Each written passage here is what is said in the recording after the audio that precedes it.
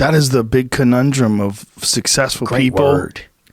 When successful people have kids, what made them successful is dry. I grew up poor too. We were on welfare and food stamps, the whole deal when I was a little kid. And that always stuck in my head, this thought, like, we might not have enough food. Like, I remember thinking that when I was little, like, what if we don't have any food? What if we run out of food? My kids will never feel that. They don't understand what that is. And everybody that I've ever met that's interesting came from some crazy struggle when they were young. And that's the thing of you and I and most people that are doing well in life, you're raising your kids in a completely different way than literally what brought you to the dance in the first place. The hunger of not being one of those people that's left behind is what makes you successful in the first place. And it's scary. It's scary because, you know, my wife told me, she was like, you know, I love that you're not hard on your kids, but you always make sure there's a lesson within your conversation. Like, I don't yell.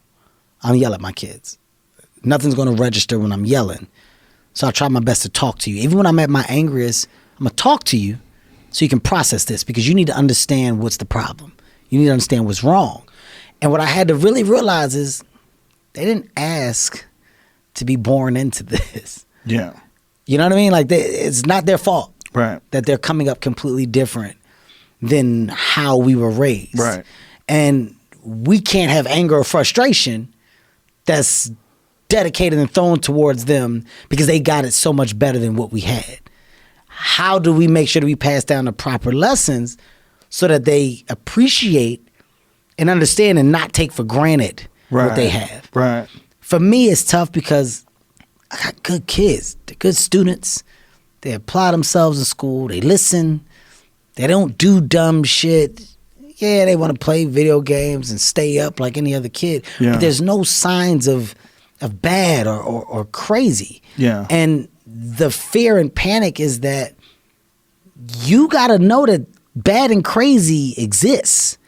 Right. This fairy tale that we're in isn't real. And at some point, when I'm not around, when your mother's not around, when your friends or other family aren't around, you may get tested with the other side that's out here that you've never seen. Right.